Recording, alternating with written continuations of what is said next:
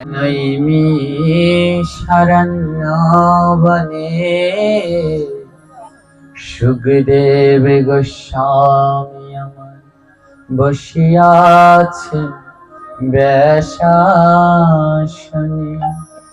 শ্রোতাসনে বসিয়াছেন কত জ্ঞানী গুণী। ৬০,০০০ বসিয়াছেন ঋষি আর মুনি। এক এক করি সুখদেব শ্লোক করিছে আলোচনা, যাহা হইতে ঘুচে জীবে সকল যন্ত্রণা। তার মধ্যে এক শ্লোক করিব বর্ণনা, সবে মিলে ভক্তবৃন্দ শ্রবণ করুন হয়ে এক মন। মাতৃদশেন দুঃশীলা, পিতৃদশেন মূর্খতা, কার্পণ্যদশেন বংশগতা, আত্মদশেন দারিদ্রতা। এই শ্লোকে কি বলা হয়েছে? মাতৃদোষ না দুঃশীলা। যদি মায়ের কোনো দোষ থাকে তাহলে সেই মায়ের দোষের কারণে সন্তানরা হয় দুষ্টু। বিভিন্ন জায়গায় পাঠ করতে গেলে পরে মায়েরা তাদের ছোট ছোট বাচ্চাদেরকে নিয়ে যায়, আর নিয়ে গিয়ে বলে, বাবা যে একটু আশীর্বাদ করুন তো, একটু ঝেড়ে দেন তো, একটু ফু দিয়ে দেন তো, ছেলেটা খুব দুষ্টুমি করছে। কিন্তু সেটা বলে সে নিজেই হেরে যাচ্ছে। কেন? ছেলে তখনই দুষ্টু হয় যদি মায়ের দোষ থাকে। মাতৃদোষে না দুঃশীলা, মায়ের দোষ থাকলেই সন্তান হয় দুষ্টু। পিতৃদোষে না মূর্খতা, যদি পিতার দোষ থাকে তাহলে সেই দোষের ফলে সন্তান হয় মূর্খ। আর বংশদোষে না কার্পণ্যম বংশদোষে না কিপ্তে, বলে কিপ্তে কার্পণ্য হয় বংশের দোষে। দেখবেন ভাগবতের প্রত্যেকটি অক্ষর যুগ যুগ ধরে সেই পরম পবিত্র সত্য। কিপ্তে হয় বংশের দোষে। দেখবেন যে কিপ্তে তার বাবাও কিপ্তে ছিল, ঠাকুর দাদাও কিপ্তে। কিপ্তে ওই বংশ পরম্পরায় চলতে চলতে আসে। আর আত্মদোষে না দারিদ্রতা। মানুষ দারিদ্র হয় কেন, গরিব হয় কেন? নিজের দোষ থাকলে। কোনো কাজ করে না, সামর্থ্য আছে কিন্তু সেটা কাজে লাগায় না। সেই নিজে কাজ না করতে না করতে, নিজে পরিশ্রম না করতে না করতে সেই আত্মদোষে না নিজের দোষে মানুষ হয়ে যায় দারিদ্র। তাই এই যে আমাদের দাদুগুরুদেব, তার একটা বাণী আছে, শ্রী শ্রী অষ্টোত্তর ৩ গোস্বামী প্রভুপাদের একটা বাণীতে তিনি বলেছেন, ধন এবং ধর্ম দুটো যৌবনকালেই অর্জন করতে হয়। যৌবন গেলে না হয় ধন না হয় ধর্ম। বলে ধর্মও যদি করো তাও এই যৌবন বয়সেই করে নাও, কারণ বৃদ্ধ বয়সে আর ধর্ম হয় না। আর যদি ধন উপার্জন করতে চাও তাহলেও এই যৌবন বয়সেই করে নাও, যৌবন গেলে আবার ধনও হয় না। তাই এই দুটো এই বয়সেই অর্জন করতে হয়। তো বলছে মায়ের দোষ থাকলে সন্তানরা দুষ্ট হয়। আমরা দেখি কি বিভিন্ন পাঠে গেলে মা ঠাকুমা ছোট ছোট বাচ্চাদেরকে নিয়ে আসে, বলে কি এই গোসাইরে প্রণাম করো প্রণাম করো। এবারে ছোট বাচ্চা, ও কি আর প্রণাম করতে চায়? ওর ঘাট ধরে ঠেসে ধরে, ও বাচ্চাটার ঘাটটা না ভেঙে যায় এমন ঠাসা ঠাসে, কিন্তু ও তো মাথা নোয়াতে চায় না। দোষটা কার? যে নিয়ে এসেছে তার। বাচ্চাটাকে বলছে প্রণাম করো প্রণাম করো, কিন্তু সে এখনো প্রণাম করেনি, সে দাঁড়িয়ে বাচ্চাটাকে ঠেলছে। বলে তুমি যদি প্রণাম করতে, তোমার দেখা দেখি বাচ্চাটাও প্রণাম করত। হ্যাঁ, তাই নিজে আগে করতে হবে। নিজে আচারিয়া প্রভু অন্যরে শেখায়, নিজে না আচারিলে কভু অন্যরে শেখানো না যায়। আমার প্রভু গোরারায় নবদ্বীপে ধুলার মাঝে গড়াগড়ি দেয়, নিজে যদি না দেয় তবে ভক্তবৃন্দ কেমনে সেই শিক্ষা গ্রহণ করিবে হায়। নিজে আচার করে মহাপ্রভু শিখিয়েছেন, নিজে ধুলার ভিতরে গড়াগড়ি দিয়ে তারপরে উপদেশ দিয়েছে, এবার তোমরাও দাও। হ্যাঁ, নিজে আচার করে ভগবান শিখিয়েছেন। তো নিজে যদি আচরণ না করি তাহলে শেখানো যায় না। একজন মা যদি কৃষ্ণ ভক্ত হয় তাহলে তার সন্তানও কৃষ্ণ ভক্ত হয়। তো আজকে তো গুরুদেবের সম্বন্ধে আলোচনা। তো শুনুন, আজ এক পরম ভক্তিমতী মায়ের কথা বলছি, যেই মায়ের জন্য তার সন্তান অমর হয়ে রয়েছেন। এবং গুরু ভক্তি এটাও কিন্তু মার কাছ থেকেই প্রবেশ করেন। সেই এক মা ছিল পুরকালে, সেই মায়ের নাম ছিল দৈববতী। দৈববতী কালে পুরাকালে এক মা ছিলেন। সেই মায়ের ছিল বড় দুঃখিনী কপাল। যখন সেই মায়ের একটা সন্তান হয়, বড় আনন্দের সংসার। সন্তানটির নাম হচ্ছে চৈতন্য দাস। বাবা মায়ের কোল আলো করে একটা সন্তান আসলো, বেশ আনন্দেই কাটছে। অল্প বয়স, আগের দিনকালে মায়েদেরকে অল্প বয়সে বিবাহ হয়ে যেত। তো সেই দৈববতী তার 20-21 বছর বয়স হবে, সেই বয়সেই তার কোলে একটা 3 মাসের সন্তান। কিন্তু এমন কপাল, যখন বাচ্চাটার 3 মাস বয়স তখন ওর বাবা মারা যায়। আর সেই সময় ছিল সতীদাহ প্রথা। আগের দিনে স্বামী মারা গেলে কি করতো, স্ত্রীকেও ওই শ্মশানে উঠিয়ে পুড়িয়ে দিত।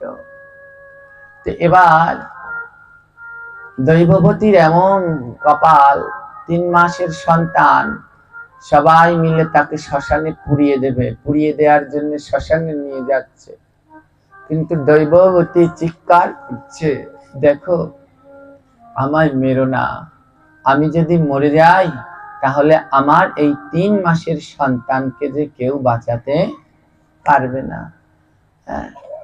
অনেক অনুনয় বিনিময় করছে, কিন্তু কঠিন সমাজ আর কঠিন সমাজের মানুষের মন, কারো মন গলল না। জোর করে তাকে শ্মশানে পুড়িয়ে, জ্যান্ত পুড়িয়ে মারবে, তার জন্য নিয়ে যাচ্ছে। কিন্তু রাখে হরি তো মারে কে। ঠিক সেই সময় ওইখান থেকে এক বাবাজি মহারাজ যাচ্ছে। বাবাজিকে বলা হতো সিদ্ধ বাবা, ভজন করতে করতে ভজন সিদ্ধ হয়ে গেছে। তো সিদ্ধ বাবা তার সাঙ্গ পাঙ্গ নিয়ে সেই রাস্তার পাশ দিয়ে রওনা দিয়েছে। তো বাবাজি দেখছে এক মাতাজি, তার আর্তনাদ, তার কান্না, যে আমাকে মেরো না, তাহলে আমার সন্তানকে আমি বাঁচাতে পারবো না। মা তো, মা সব হারাতে পারে কিন্তু সন্তানকে হারাতে চায় না। তো সে বাঁচার জন্য তার আর্তনাদ, সিদ্ধ বাবা তিনি গিয়ে ওই সমাজপতিদেরকে রুখে দাঁড়িয়েছে, যে দেখো তার স্বামী মরেছে, কিন্তু তার জন্যে তার স্ত্রী সহধর্মিনীকে মারার অধিকার তোমাদের কারো নেই। আমি সিদ্ধ বাবা ব্রজধামে, আমি যতক্ষণ বেঁচে আছি আমি কিছুতেই এই মাতাজিকে এই জ্যান্ত আগুনে পুড়িয়ে মারতে দেব না। সমাজপতিরা সব সিদ্ধ বাবার উপরে চটে গেছেন, তার গায়ে আঘাত তুলতে এসেছেন, কিন্তু সিদ্ধ বাবা ছিল গোবিন্দের পরম ভক্ত। যেই তার গায়ে আঘাত করতে এসেছে আর আকাশে বজ্রপাত শুরু হয়েছে। আকাশে বজ্রপাত শুরু হয়েছে, সবাই বুঝতে পেরেছে এ কোনো সাধারণ গুরু নয়, এ মনে হয় খুব ভজন সিদ্ধ গুরু। গ্রামের সব দৌড়ে দৌড়ে পালিয়ে গেছে। সিদ্ধ বাবা তার শিষ্যদেরকে নিয়ে ওই দৈববতীর স্বামীর সৎকার করালেন। সৎকার করিয়ে সিদ্ধ বাবা দৈববতীকে বলছে, মা যা, তুই গৃহে ফিরে যা। দৈববতী বলছে, গুরুদেব ওই গৃহে গেলে এখন যদি যাই, আজ রাতে আমি ঘুমালে ওই রাতেই ওরা ঘুমের মধ্যে আমার ঘরে আগুন দিয়ে জ্যান্ত পুড়িয়ে মারবে, আমি আর ওই গৃহে ফিরে যাব না। গুরুদেব জিজ্ঞেস করলেন, তবে কোথায় যাবি? দৈববতী বলে, যেদিকে দু চোখ যায় সেদিকে চলে যাব। গুরুদেব বলে, তাহলে একটা কাজ কর, তুই আমার সাথে আমার আশ্রমে চল, তুই আমার সাথে আমার আশ্রমে চল। ওখানে অনেক ভক্ত বাস করে তো, কিন্তু তুমি তো নারী, আর আমি আশ্রমে যারা থাকে তারা সন্ন্যাসী। তো তাকে কি করলো, দৈববতীকে নিয়ে আশ্রম থেকে দূরে একটা ঘর করে দিয়েছে, যা তুই এইখানে থাক, আর এই আশ্রমের সেবার কাজ, থালা বাসন প্রতিদিন ধুয়ে দিবি, তোর ছেলে এই আশ্রমেই বড় হবে, তোর আর কোনো চিন্তা নেই। দৈববতী সেই দিন থেকে সিদ্ধ বাবাকে গুরু বলে মানতে লাগলেন, যে আপনি আজ থেকে আমার পিতা, আপনি আমার গুরু, আর আমার এই সন্তান এ আপনার চরণের দাস। যদি আপনার কৃপা না হতো তাহলে তো আমার সন্তান আর আমি দুজনের একজনও বাঁচতাম না। বেশ, গুরুদেবের সেই আশ্রমে, সিদ্ধ বাবার আশ্রমে ছোট্ট ছেলেটি বাড়তে লাগলো। নাম হলো তার চৈতন্য দাস।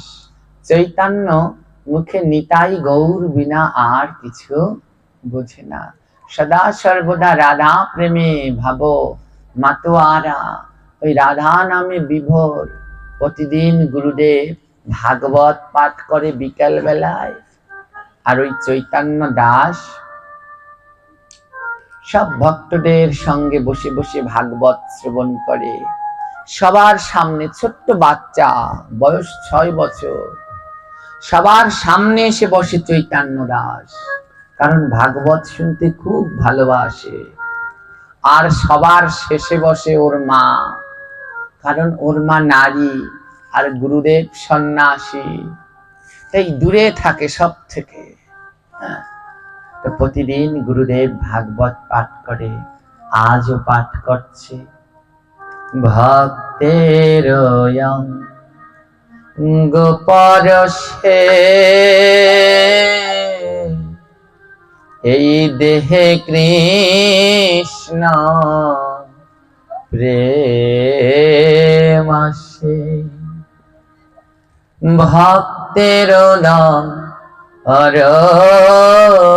অরশনে ও যায় মনের ময়লা। ওরে পাগল মন আমার ভক্ত চিনলা না, ওরে পাগল মন আমার ভক্ত চিনলা না। একবার কর রে রে তুমি, কর রে ওই ভক্তের অঙ্গ পরশ্রে মন, কর রে রে তুমি ভক্ত ভক্তের অঙ্গ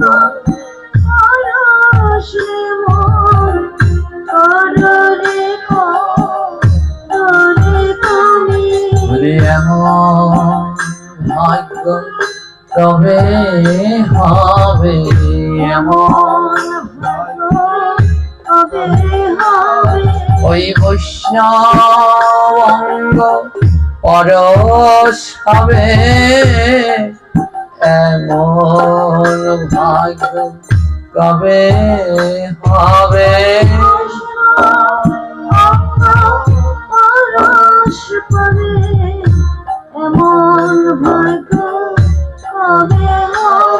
একবার ধরো রে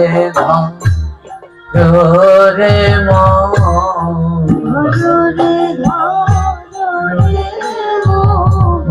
বৈষ্ণবের রামাচর ধর রে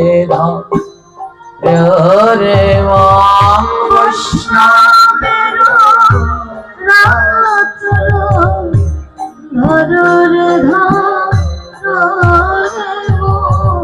আজ গুরুদেব ভাগবতে বলছি, আরে এই মানব জীবনটা তো তখন সার্থক হবে যখন বৈষ্ণবের চরণে হাত দিয়ে চরণ ধুলা মাথায় দেবে। এই মানব জন্মটা তো তখন সার্থক হবে যখন ভক্তকে বুকের মাঝে জড়িয়ে ধরে ভক্তের অঙ্গ পরশ করবে। আজ এই কথা যখন বলেছে না, সব ভক্তরা একে অন্যকে বুকের মাঝে জড়িয়ে ধরে পরশ করছে, কিন্তু আশ্রম তো সন্ন্যাসীদের আশ্রম, তো সব সন্ন্যাসী, কোনো নারী নাই। নারী শুধু একজন, ওই দৈববতী সবার শেষে এক কোণায় বসে আছে। দৈববতীর মনে বড় কষ্ট হচ্ছে, কারণ যখন এই অঙ্গ পরশ আলিঙ্গন করে, মায়েরা আলিঙ্গন করতে হয়, বাবারা আলাদা। তো ওই দৈববতী তো একা, তার সমগোত্রীয় কেউ নাই যে তাকে বুকের মাঝে জড়িয়ে ধরবে, একটু ভক্তের অঙ্গ পরশ করবে। তো দৈববতী ওই গাছের তলায় বসে এক কোণায় বসে ভাগবত শুনছে আর নয়ন জলে ভাসছে, গোবিন্দ গোবিন্দ আমার কেমন কপাল দেখো, এত বড় আশ্রমে থাকি, এত সাধু সঙ্গ, কিন্তু কোনোদিন একটা ভক্তের পরশ করতে পারলাম না। একটা ভক্তকে বুকের মাঝে জড়িয়ে ধরে আমার বুকের ভিতরে যে যন্ত্রণা কারো কাছে বলতে পারলাম না। তো যখন ভাগবত শেষ হয়ে যায়, গুরুদেব কি করে, সিদ্ধ বাবা তখন ওই যে ছোট্ট বাচ্চাটি চৈতন্য দাস, ভাগবত শেষ হয়ে গেলে গুরুদেব ওই বাচ্চাটাকে গিয়ে বুকে জড়িয়ে ধরে, কারণ বাচ্চাটার মনে এত ভক্তি। ওই যতক্ষণ ভাগবত হয় ও সবার সামনে বসে বসে এক মনে ভাগবত শ্রবণ করে, ভক্তির কোনো ঘাটতি নাই। কারো নয়নে জল না ঝরলেও ওই মধুর ভাগবত শ্রবণ করে ওই 6 বছরের বাচ্চা 2 নয়নের জলে ভাসে। গুরুদেব বুকের মাঝে জড়িয়ে ধরে বলে, ওরে খোকা, তোর মনে এত ভক্তি কোথা থেকে আসে রে? প্রতিদিন বুকের মাঝে জড়িয়ে ধরে বাচ্চাটাকে, আর দূরে থেকে তার মা প্রতিদিন দর্শন করে। গুরুদেব প্রশাসন থেকে নেমেই বাচ্চাকে বুকের মাঝে জড়িয়ে ধরছে, দূরে থেকে তার মা প্রতিদিন দর্শন করে। তো একদিন ওই ভাগবত পাঠ শেষ হয়ে যায়, মা আর ছেলে ওই আশ্রমের বাইরে গুরুদেব একটা ঘর করে দিয়েছে, ওখানে থাকে। তো মা আর ছেলে যায়, যেতে যেতে মা বলে, জানিস খোকা, তোকে দেখে আমার বড়, তোকে যখন আমি দেখি তখন আমার বড় গর্ব হয়, আবার তোকে দেখলে আমার বড় হিংসে হয়। খোকা বলছে, মা গর্ব হয় কেন?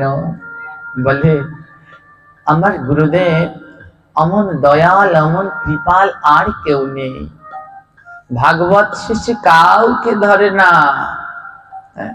যারা শুদ্ধ মহাজন দেখবেন তাদের প্রণাম করতে পারবেন না, প্রণাম করতে গেলে তারা দৌড়ে পালিয়ে যায়। কেউ চায় না কারো পাপ নিতে। বলে আমার গুরুদেব কাউকে স্পর্শ করে না, কিন্তু প্রতিদিন ভাগবত পাঠ করে জানিস চৈতন্য তোকে বুকের মাঝে জড়িয়ে ধরে। তাই আমার বড় গর্ব হয় যে আমার সন্তান, তুই আমার সন্তান, তোকে গুরুদেব এবং আশ্রমের সবাই এত ভালোবাসে। আর তোর নিষ্ঠা, তোর ভক্তি, তোর মুখের নাম কীর্তন এত ভালোবাসে। মা বলে তাই তোকে দেখে আমার গর্ব হয়। চৈতন্য বলে মা আমাকে দেখে হিংসা হয় কেন? মা বলে হিংসা হয় কেন জানিস? তুই প্রতিদিন গুরুদেবের চরণ পাস, প্রতিদিন গুরুদেব তোকে বুকের মাঝে জড়িয়ে ধরে, কিন্তু আমার কপাল দেখ, আমি নারী জন্ম পেয়েছি রে, আমি কোনোদিন গুরুদেবকে একটু বুকের মাঝে জড়িয়ে ধরতে পারলাম না। তাই বড় হিংসা হয়, যদি আমিও তোর মতো হতাম, প্রতিদিন গুরুদেব আমায় বুকের মাঝে জড়িয়ে ধরত।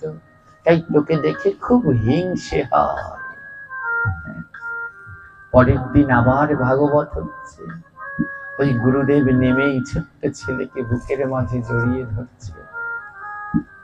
দুঃখিনী মা আর লোভ সামলাতে পারছে না। ওই দিন যখন ভাগবত পাঠ শুরু হবে, পরের দিন মা বলছে খোকা তোর কাছে তো কোনোদিন কিছু চাইনি, আজ একটা জিনিস চাইবো, দিবি? খোকা বলছে কি মা?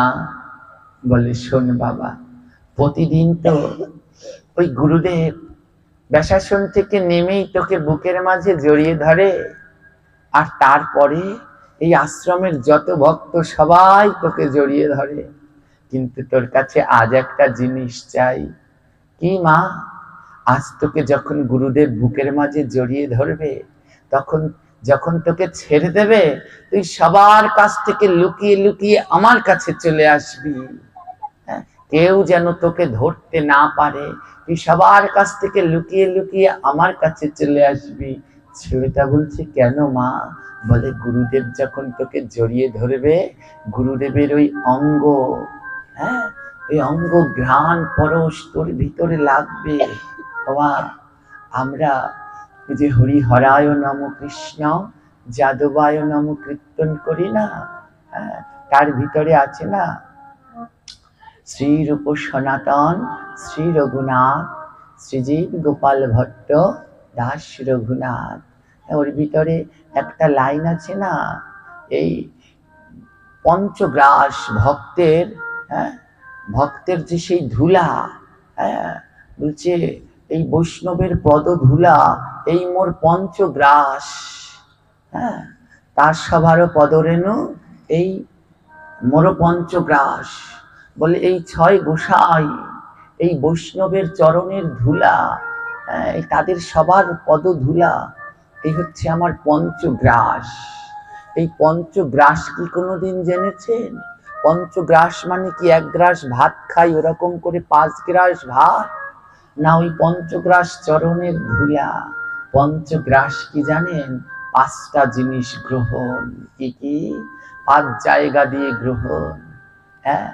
ভক্তের চরণ ধুলি গ্রহণ 1 গ্রাস, নয়ন ভরে শ্রীরূপ গ্রহণ 2 গ্রাস, নাসিকা দিয়ে ঘ্রাণ গ্রহণ 3 গ্রাস, আর কান দিয়ে হরিনাম গ্রহণ 4 গ্রাস, আর ভক্তকে বুকের মাঝে জড়িয়ে ধরা অঙ্গের সাথে অঙ্গটা লাগানো 5 গ্রাস। তাই তার সভার পদরেণু মোর পঞ্চগ্রাস। আজ মা বলছে শোনো বাবা, গুরুদেবকে বুকের মাঝে জড়িয়ে ধরে কেউ যদি তোকে আজ ধরতেও চায়, ধরবি না, ছুটে আমার কাছে চলে আসবি। তোকে গুরুদেব যখন জড়িয়ে ধরে, ওই গুরুদেবের গায়ের ঘ্রাণটা তোর সাথে লেগে থাকে, আমি সেই গ্রহণ করব 1 গ্রাস। গুরুদেব যখন তোকে জড়িয়ে ধরে, ওই গুরুদেবের সেই গায়ের পরশটা লেগে থাকে 2 গ্রাস। আর প্রতিদিন তো গুরুদেবের দর্শন করি আর কথা শ্রবণ করি এই 4 গ্রাস। আর তোর অঙ্গের পরশ করলেই ওই গুরুদেব তোকে জড়িয়ে ধরবে, তো তাই ওই কিঞ্চিত সময়ের মধ্যে সেই অঙ্গ পরশের ভাবটা যাবে না, ওই 5 গ্রাস আমি পেয়ে যাব। আজ যখন হরি কথা শেষ হবে, গুরুদেবকে যখন তোকে জড়িয়ে ধরবে, আর তুই দৌড়ে এসে আবার আমায় জড়িয়ে ধরবি। ছোট্ট ছেলে, আজ ভাগবত যেই শেষ হলো, গুরুদেব ওকে জড়িয়ে ধরেছে প্রতিদিনের ন্যায়। যেই গুরুদেব ছেড়ে দিয়েছে, সব ভক্তরা ওকে ধরতে এসেছে, কিন্তু আজ দৌড়ে পালাচ্ছে, ঘুরে ঘুরে গিয়ে একেবারে মাকে জড়িয়ে ধরেছে। আর যেই না জড়িয়ে ধরেছে, মায়ের 2 নয়ন থেকে জল ঝরছে, আর বলছে আমার বহু দিনে আশা ছিল,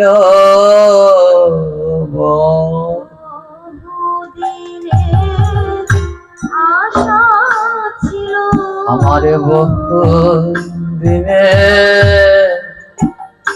আশা ছিল,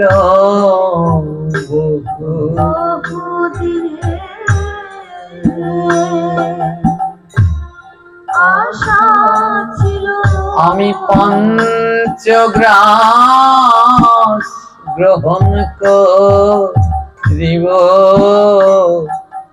বহু দিনে আশা ছিল,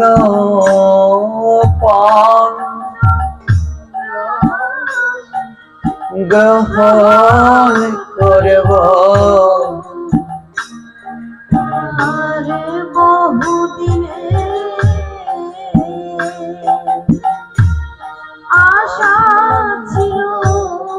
বলি আজ বুঝিতা পূরণ হলো, আজ বুঝিতা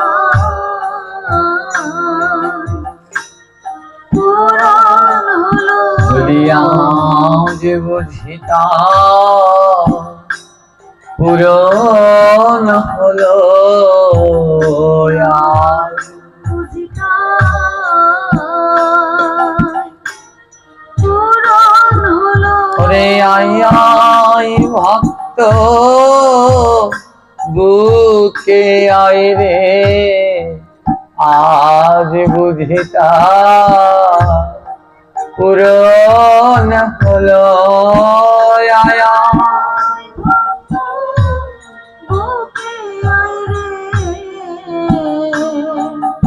আজ বুঝিতা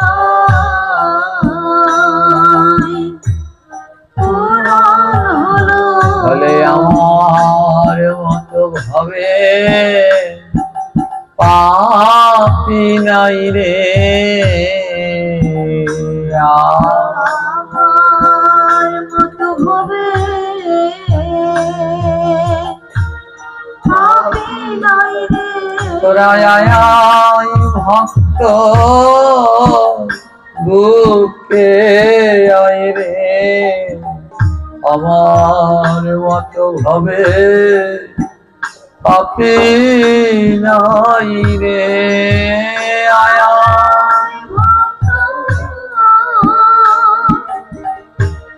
বুকে আয় রে, আমার মতো ভাবে পাপী নাই রে।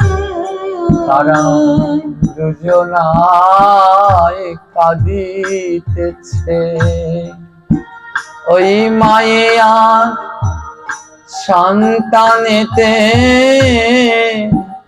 দুজনায় কাঁদিতেছে, মায়ে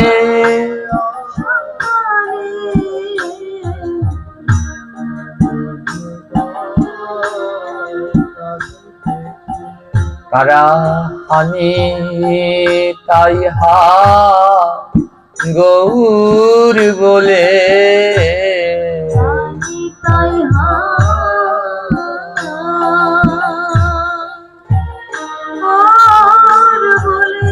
তারা ভেসে যায় নয়ন জলে, হানি তাই হা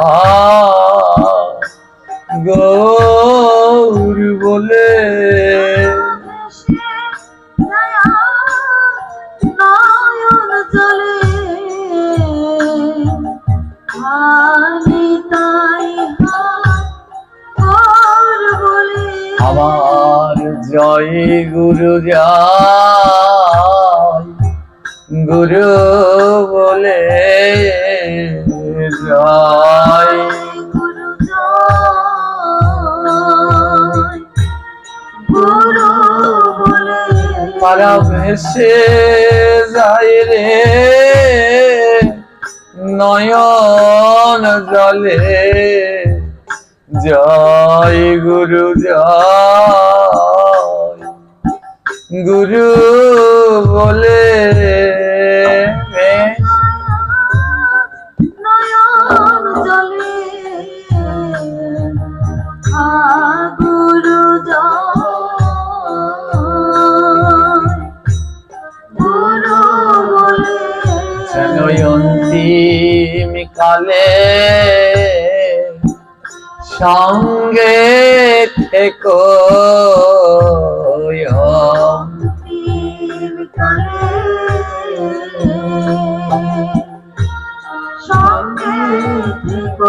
বলিও গো আমার দয়াল গুরু,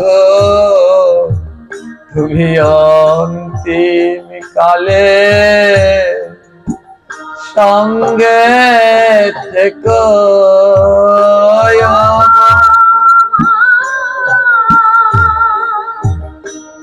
দয়াল গুরু অন্তিম কালে সঙ্গে থেকো। যেন তোমার নাম ভুলি না গো,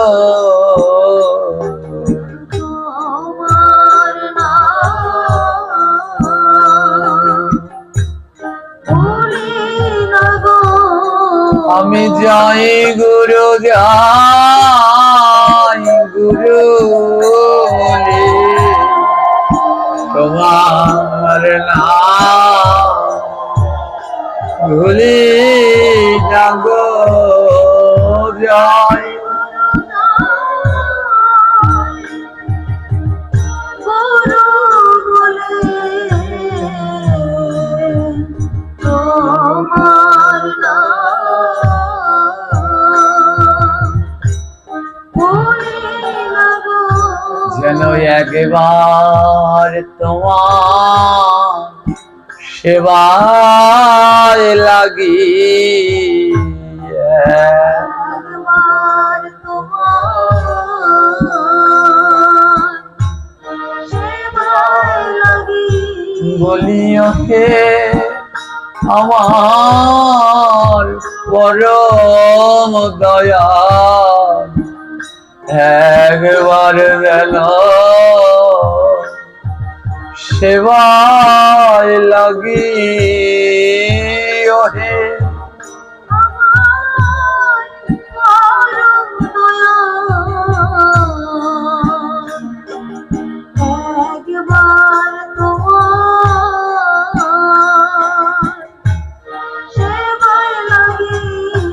দুঃখিনী মা দৈববতী কেঁদে কেঁদে বলে, গুরুদেব আমার সবই তো বিফলে গেল, আমার মতো অভাগীর তো বারবার তোমার সেবায় লাগা হবে না, কিন্তু দয়াল গুরু তোমার কাছে আমার প্রার্থনা জীবনে একটা বার হলেও তোমার সেবায় যেন আমি লাগতে পারি, তোমার সেবায় যেন আমি লাগতে পারি গুরু।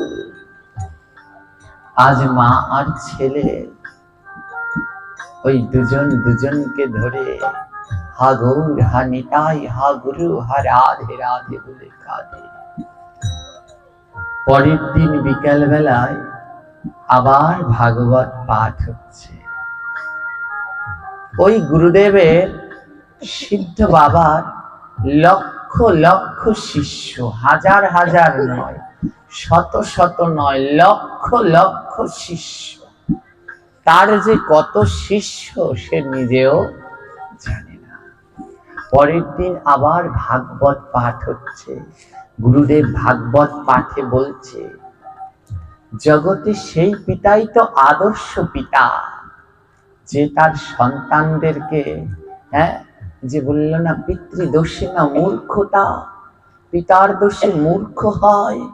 বলে জগতে সেই পিতাই তো আদর্শ পিতা, যে তার সন্তানকে সুশিক্ষিত করে ধর্ম পথে সমস্ত কিছু দিয়ে তৈরি করতে পারে, সেই তো আদর্শ পিতা।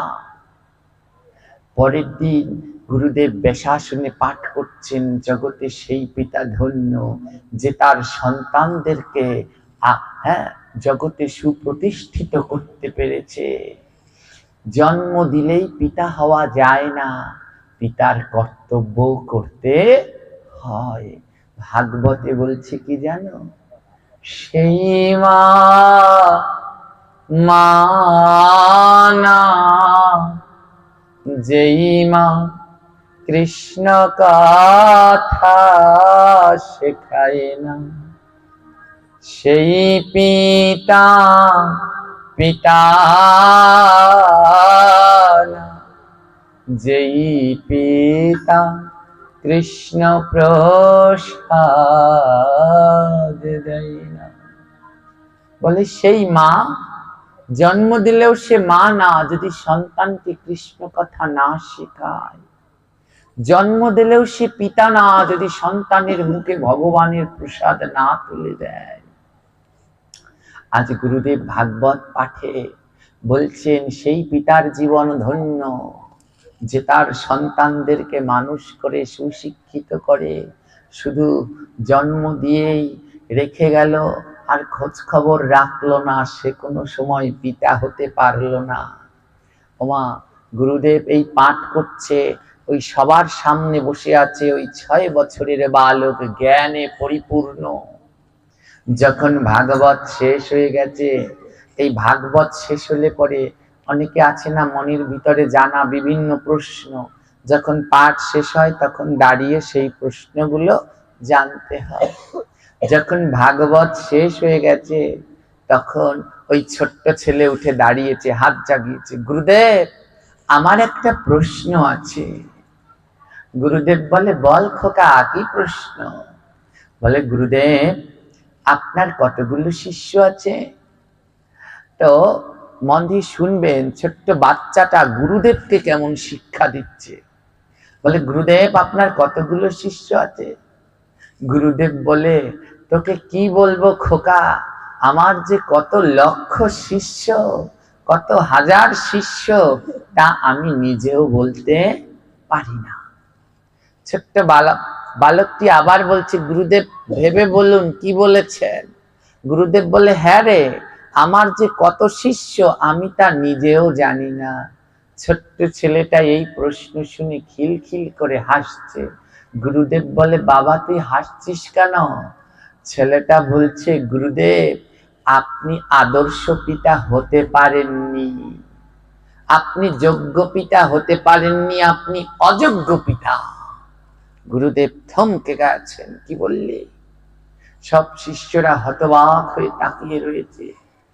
সব শিষ্যরা ছোট্ট বাচ্চাটির দিকে তেড়ে এসেছে, আরে তুই কি বললি আবার বল।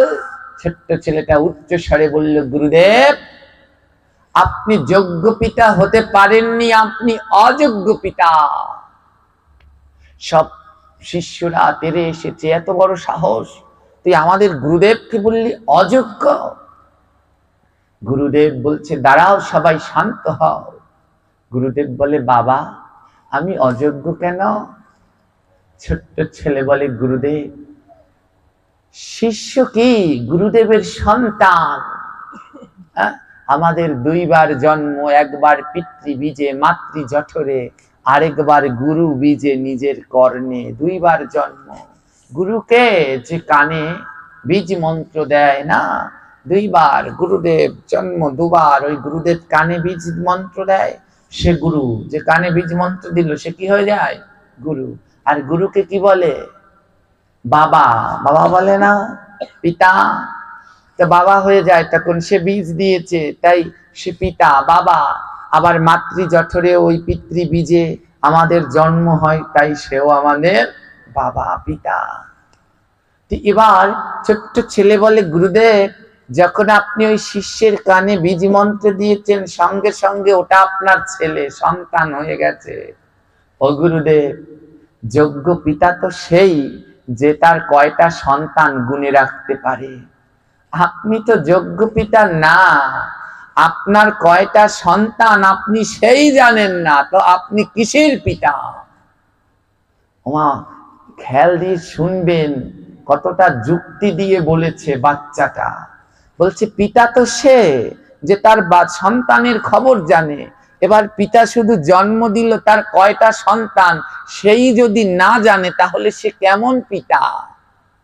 ছোট্ট ছেলে বলে, গুরুদেব আপনি যোগ্য পিতা না। আপনার যে কটা সন্তান, কটা শিষ্য সেই আপনি বলতে পারেন না, আপনি কিসের পিতা? আপনাকে আমি পিতা বলে মানি না। সবাই হতবাক হয়ে ছেলেটির দিকে তাকিয়ে রয়েছে। হরি বল। সবাই হতবাক হয়ে ছেলেটির দিকে তাকিয়ে রয়েছে।